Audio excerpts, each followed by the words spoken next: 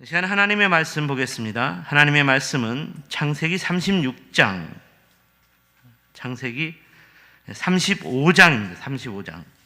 창세기 35장입니다. 제가 말씀을 잘못 적었네요. 창세기 35장 1절에서 5절까지 말씀입니다. 창세기 35장 1절에서 5절, 35장 1절에서 5절까지 말씀 우리 함께 읽도록 하겠습니다. 시작. 하나님이 야곱에게 이르시되 일어나 베델로 올라가서 거기 거주하며 내가 내 형 에서의 낯을 피하여 도망하던 때에 내게 나타났던 하나님께 거기서 제단을 쌓으라 하신지라. 야곱이 이에 자기 집안 사람과 자기와 함께한 모든 자에게 이르되 너희 중에 있는 이방 신상들을 버리고 자신을 정결하게 하고 너희들의 의복을 바꾸어 입으라.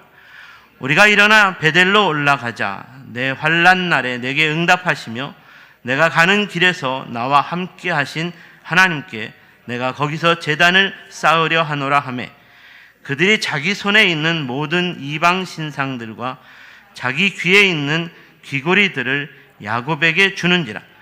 야곱이 그것들을 세겜 근처 상수리 나무 아래에 묻고 그들이 떠났으나 하나님이 그 사면 고울들로 크게 두려워하게 하셨으므로 야곱의 아들들을 추격하는 자가 없었더라. 아멘.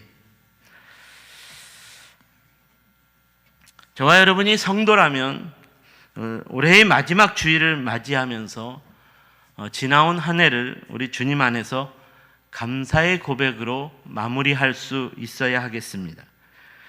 여기까지 우리를 인도해 주신 주님 감사합니다. 여기까지 나를 인도해 주신 주님의 은혜에 감사합니다. 모든 것이 다 주님의 은혜였습니다. 참으로 다사다난했던 2021년도 마지막 한 주를 남겨두었습니다. 다사다난이라는 이 한자 사자성어는 일이 많은데 그 많은 일들이 고난으로 가득한 일들이었다라는 뜻입니다. 코로나19로 힘들고 어려운 또 한 해의 삶이었기 때문에 이 다사다난하다라는 이 말이 더욱 실감이 납니다. 그럼에도 불구하고 우리가 주님 안에서 감사할 수 있는 것은 저와 여러분의 세종샘 교회가 2021년을 시작하면서 이사야서 60장 1절 말씀을 중심으로 어두운 세상에 빛을 발하는 교회가 되자라는 하나님께서 주신 말씀을 비전으로 선포하였고 이 비전을 붙들고 살아온 삶이었기 때문에 다사다난한 한 해 동안의 어둠 속에서 그 어둠을 이기는 빛의 자녀로서 우리의 삶을 잘 마무리할 수 있게 되었다는 이 믿음을 우리가 고백할 수 있게 되었는 줄로 믿습니다. 오늘 본문의 야곱도 이렇게 하나님께서 주신 말씀을 붙잡게 되었고 이로 인해서 다사다난했던 자신의 인생의 어두움의 역사를 이겨내고 빛의 자녀로 살게 되는 온전한 터닝을 이루게 되었습니다. 우리가 아는 야곱의 인생을 들여다보면 참으로 우여곡절이 많은 인생입니다. 아버지를 거짓말로 속여 집에서 쫓겨나고 마찬가지로 형을 속여서 형과 일평생 원수 맺는 관계가 되었고 이로 인하여 광야에서 노숙을 하게 되는 처량한 신세로 전락했습니다. 그리고 아버지와 형을 속인 것처럼 야곱 자신도 속임을 당하게 됩니다. 외삼촌 라반이라는 사람이 야곱이 자기 딸을 사랑하는 마음을 이용해 철저하게 속였습니다. 야곱이 자기 딸을 사랑하는 마음을 이용해서 무려 14년 동안 자기의 종으로 살게 하는 속임수에 야곱을 빠뜨렸다는 것입니다.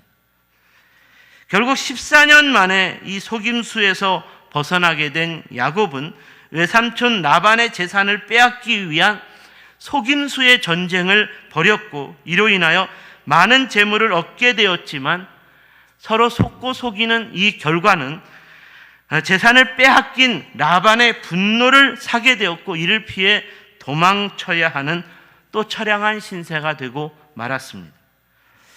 이렇게 도망자가 된 불안한 상황 속에서 이방 민족인 세겜 남자들에게 야곱의 딸 디나가 강간을 당하게 되었고 강제 결혼을 요구받게 되는 일이 벌어졌습니다. 이로 인해 분노하게 된 야곱의 아들들이 결혼 조건으로 세겜 남자들에게 할례를 받으라고 요구하며 속였고 할례를 받은 세겜 남자들을 다 죽이는 만행을 저질렀습니다. 아이러니한 것은 하나님의 약속과 축복의 상징인 할례를 가지고 사람을 속이고 사람을 죽이는 도구로 삼았다라는 것입니다. 아무튼 이렇게 참혹한 사건들로 인해 오늘 창세기 35장 이전까지 창세기 34장까지 말씀에서는 야곱이 세겜 족속과의 전쟁을 염려하게 되었고 이로 인하여 아들들을 책망하지만 그 아들들이 자신들이 잘못했음에도 불구하고 아버지의 책망을 받아들이지 않고 아버지에게 반항하는 것으로서 아버지인 야곱의 권위가 땅에 떨어졌음을 증거하고 있습니다. 이처럼 야곱의 인생은 다사다난한 어둠 가운데 사로잡혀 있는 인생이었습니다. 사랑하는 여러분, 오늘 야곱의 인생처럼 다사다난한 어둠 속에 속한 인생이 또 있을까요? 오늘 이 시간 자신의 인생이 야곱처럼 다사다난한 어둠 속에 사로잡혀 있는 인생이라고 생각되는 분이 계시다면, 그래서 도무지 이 어둠을 벗어날 수 없겠다는 절망 가운데 계시는 분이 있다면 오늘 말씀이 주는 도전을 꼭 붙잡을 수 있기를 바랍니다. 오늘 말씀의 도전은 야곱이 다사다난한 어둠 속의 인생을 벗어나 빛으로 나아가게 되는 터닝 포인트가 되어준 말씀이기 때문입니다. 일어나 베델로 올라가라. 이는 모든 일이 엉망이 되어 도무지 빛을 찾을 수 없고 어둠 속에서 절망 가운데 있는 이 야곱의 삶 가운데 이 야곱의 삶을 다시 살아나게 하고 다시 회복시켜주는 다시 야곱의 삶에 소망을 불어넣어주는 말씀이었습니다.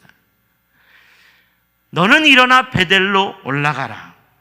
그러므로 오늘 이 말씀을 저와 여러분의 인생 가운데에도 이 말씀을 선포할 수 있기를 바랍니다. 여러분의 이름을 넣고 각자의 이름을 앞에다 놓고 영창아 일어나 베델로 걸어 올라가라 이렇게 선포했으면 좋겠습니다.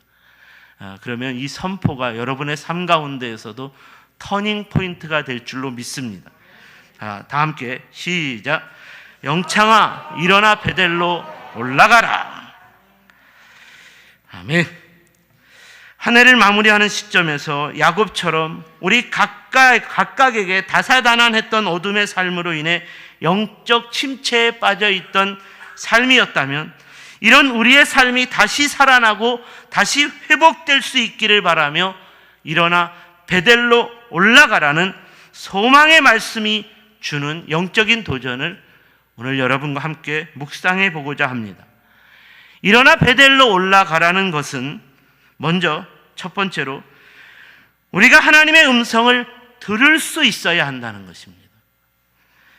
이에 대한 교훈을 얻기 위해 본문 1절을 보시면 좋겠습니다. 하나님이 야곱에게 이르시되 일어나 베델로 올라가서 거기 거주하며 내가 내 형 에서의 낯을 피하여 도망하던 때에 내게 나타났던 하나님께 거기서 제단을 쌓으라 하신지라.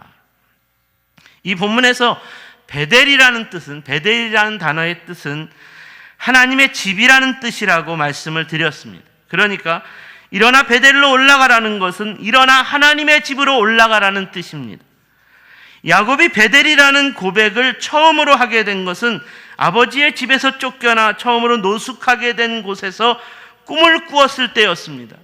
야곱의 꿈속에서 하나님의 보좌가 보였고 그것으로부터 자기가 있는 곳까지 천사가 사닥다리를 타고 오르락 내리락 하는 모습을 보았다고 했습니다. 야곱이 이렇게 신령한 꿈을 꾸었던 장소를 하나님의 집이라는 뜻의 베델이라고 이름을 지었습니다. 바로 이곳이 하나님을 보았고 하나님을 만난 곳이었기 때문에 베델, 즉 하나님의 집이라는 신령한 이름을 짓게 되었고, 그러므로 야곱은 베델을 신령한 장소로 생각했습니다. 그렇다면 우리가 이 말씀에서 생각해 보아야 하는 것은, 하나님께서 야곱이 신령한 꿈을 꾸었고 그래서 이름을 지은 베델이라는 신령한 장소로 올라가서 거기에서 일평생 제단을 쌓고 제사를 드리라고 말씀하시는 것이었을까요? 아닙니다. 이런 말이 아닙니다. 베델이라는 것은 야곱에게는 어떤 특정한 장소로 기억되는 곳이었지만, 하나님께서 야곱에게 원하시는 것은 특정한 장소가 아닌 베델에서 경험했던 하나님을 찾고 하나님을 만나는 영적인 소통이 끊어지지 않는 삶을 원하셨다는 것입니다. 그러니까 오늘 본문 1절에서 하나님께서 야곱에게 일어나 베델로 올라가라고 말씀하시는 것은, 이전에 야곱을 찾아와 만나주셨던 특정한 장소로 찾아가라는 것이 아니라 내 꿈처럼 오늘 이곳에서도 너를 찾아와 주시고 만나 주시는 하나님과 동행하는 영적인 집을 다시 짓고 살아야 한다고 부르시는 하나님의 음성이었다는 것입니다. 그러므로 내가 과거에 하나님을 만났던 베델의 장소를 추억하고 또다시 그런 베델과 같은 장소만을 추억하며 그런 장소를 찾아가고자 하는 것은 일어나 베델로 올라가라는 오늘 말씀의 하나님의 음성을 바로 듣지 못한 것입니다.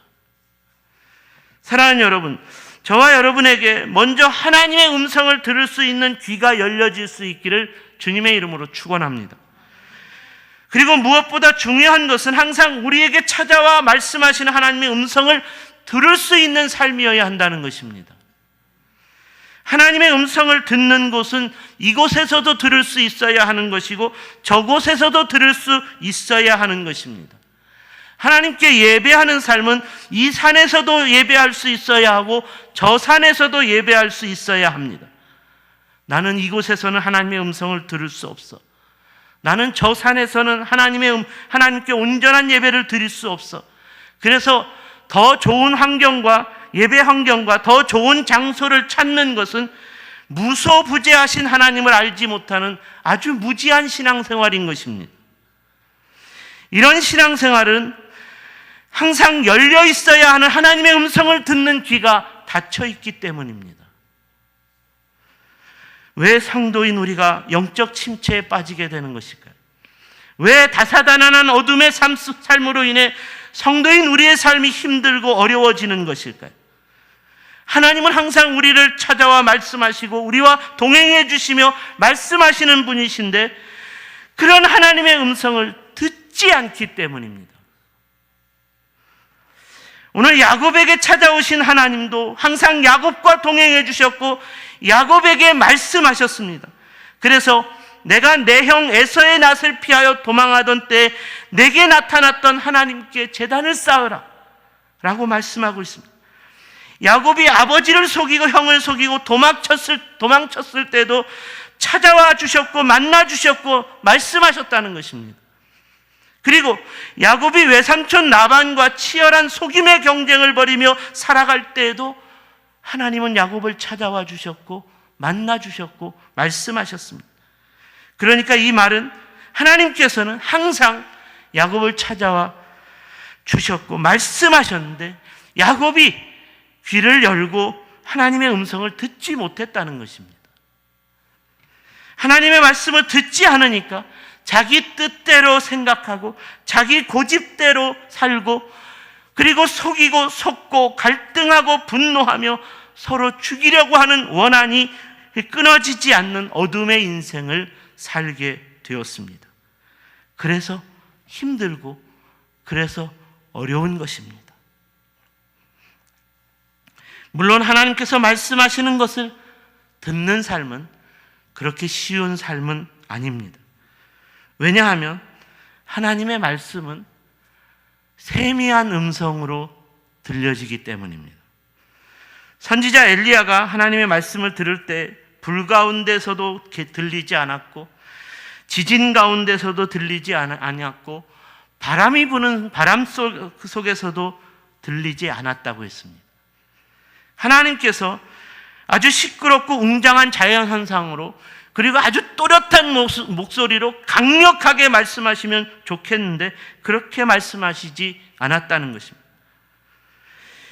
엘리야는 이런 것들이 다 지나가고 난 뒤에 세미한 음성으로 하나님께서 말씀하셨는데 엘리야가 이 세미한 음성을 들었다고 했습니다. 하나님께서 사무엘을 찾아오셨을 때도 마찬가지입니다. 하나님께서 사무엘을 부르셨을 때도 마찬가지로 세미한 음성으로 하나님께서 사무엘을 부르셨다고 했습니다. 그래서 사무엘은 이 음성이 엘리 제사장이 나를 부르는 것인가 해서 엘리 제사장을 찾아가 자신을 불렀느냐고 물었습니다. 엘리 제사장은 이 사무엘을 부르시는 하나님의 세미한 음성인 것을 그가 깨닫고 그에게 가르쳐 주었습니다. 그리고 사무엘에게 네가 그 음성이 다시 들리면 집중해서 그 음성을 듣고 그 음성 앞에 엎드리라고 순종하라고 가르쳐 주었습니다. 이런 말씀들이 우리에게 주는 교훈이 무엇일까요? 하나님의 음성을 듣는 것은 하나님의 말씀을 듣기 위해 우리가 항상 집중할 수 있어야 한다는 것입니다. 하나님의 음성을 듣기 위해 우리의 귀를 열고 우리의 생각을 집중하여 하나님의 말씀을 듣고 깨달아야 합니다. 만약 야곱의 삶이 조금 더 일찍 이렇게 하나님의 음성을 듣기 위해 집중했었더라면 그의 인생이 달라졌을 것입니다. 오늘 딸 디나로 인한 비극적인 야곱의 가정의 불화도 일어나지 않았을 것입니다. 하나님께서는 야곱에게 계속 말씀하셨습니다. 야곱이 말씀을 듣고 깨닫기를 원하셨습니다. 형 에서를 다시 만나기 전에도 이런 차원에서 베델을 기억하고 베델의 삶을 살아야 한다라고 말씀하셨습니다. 그래서 야곱 자신도 이제는 베델로 올라가겠다고 결심까지 했습니다.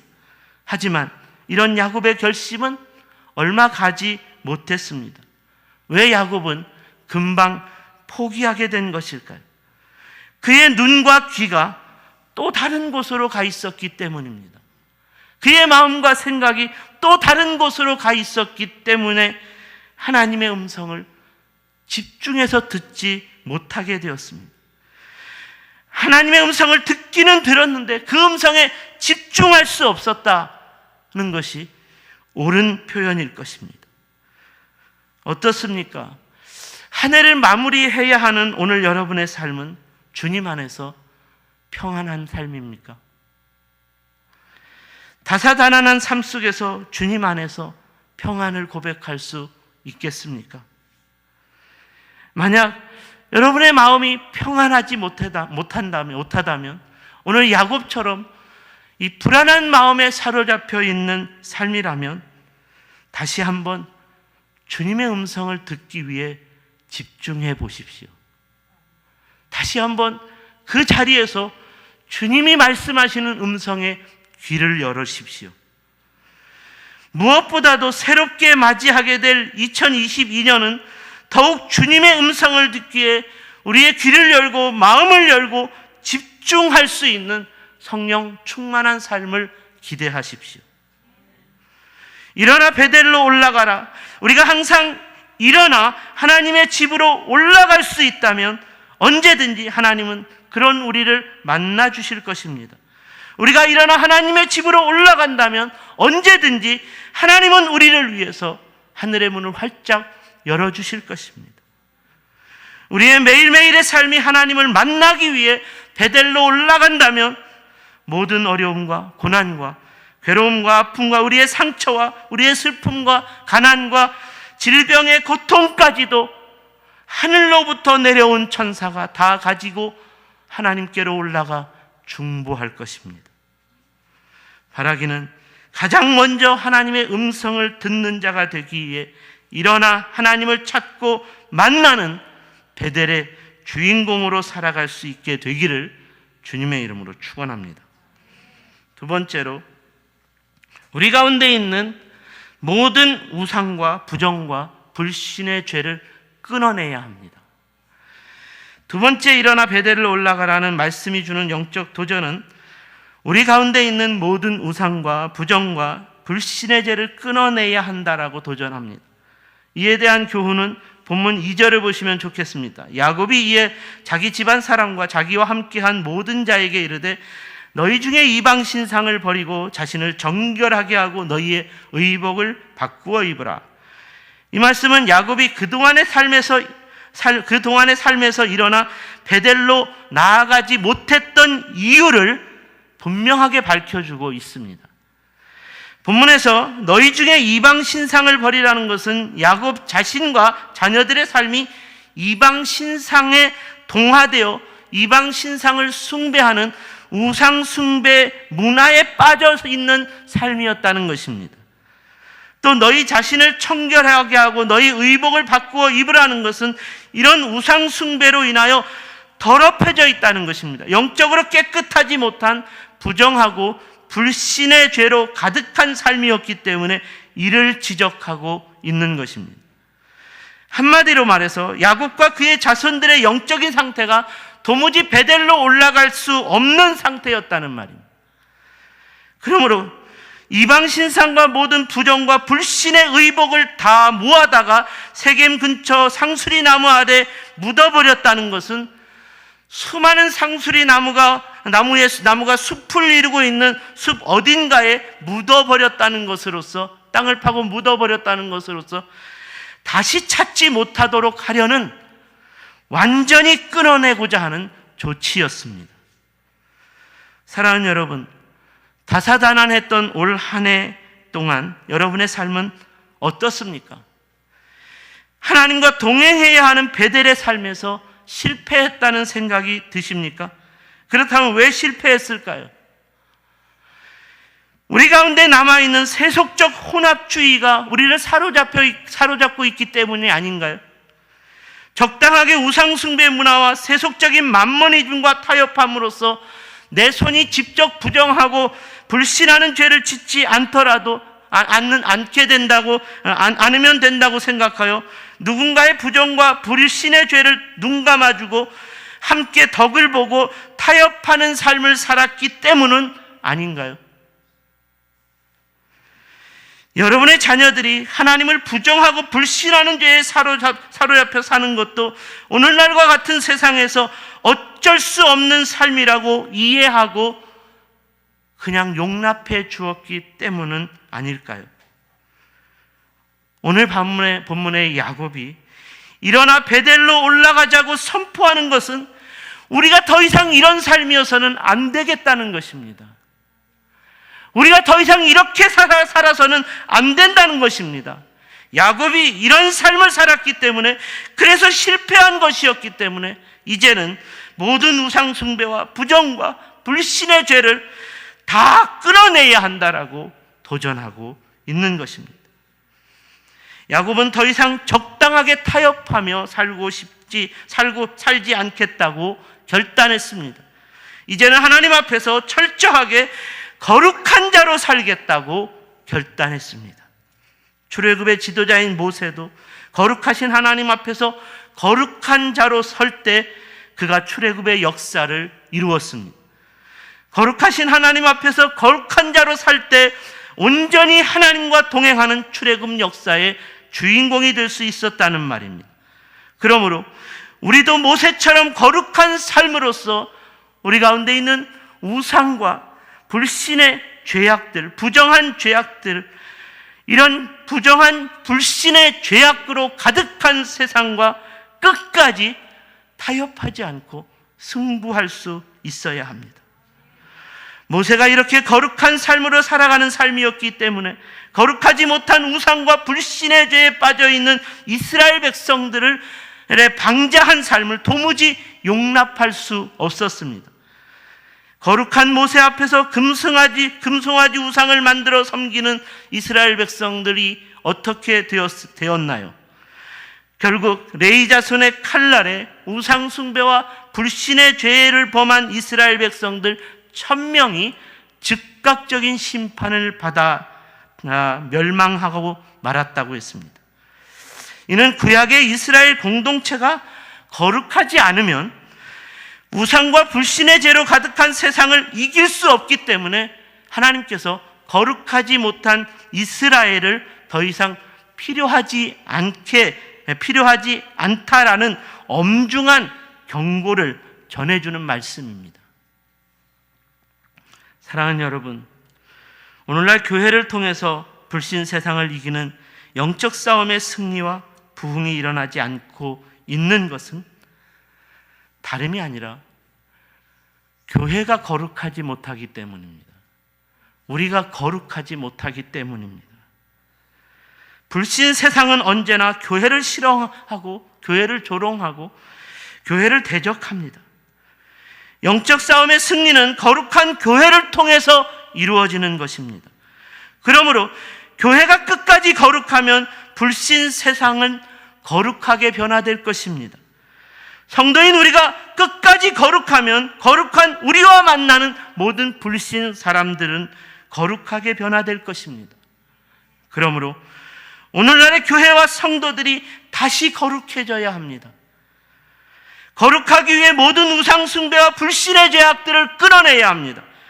오늘 본문에서 야곱이 이런 영적 원리를 비로소 깨닫게 되었기 때문에 단호하게 자신과 자기 자녀들에게 도전할 수 있게 되었습니다. 사랑하는 자녀들아, 우리가 이제는 거룩하신 하나님 앞에서 거룩한 삶으로 세상과 승부해야 되겠다.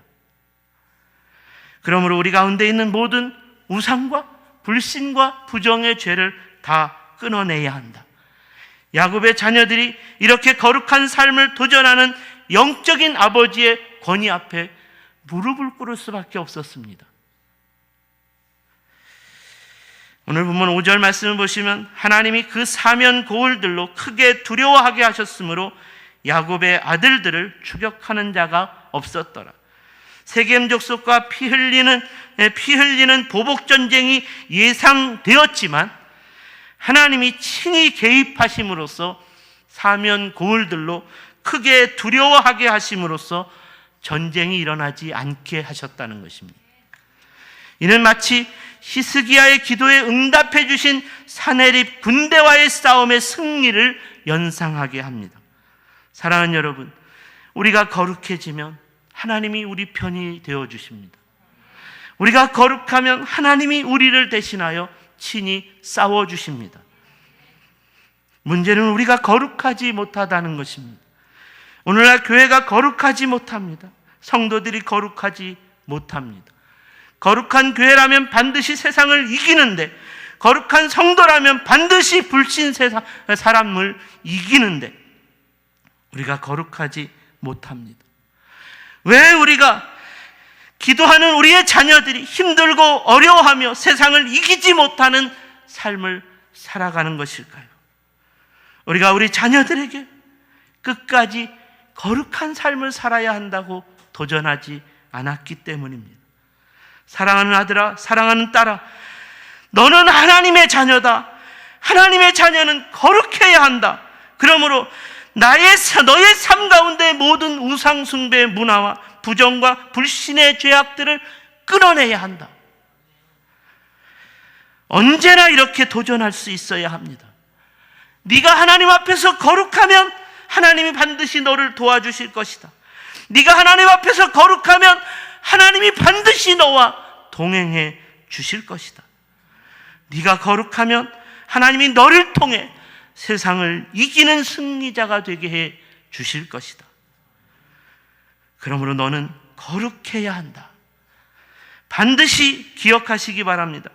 오늘날 교회가 영적 침체에 빠져 있는 것은 세상이 강해졌기 때문에, 강력해진 세상이 교회를 이겼기 때문이 아니라 교회가 거룩하지 못했기 때문입니다.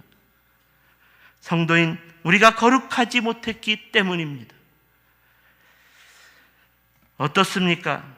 올 한 해 동안 여러분의 삶은 하나님 앞에서 거룩한 삶이었습니까? 일어나 베델로 올라가라는 말씀을 따라 모든 우상과 불신의 죄를 단호하게 끊어내는 거룩한 삶이었습니까?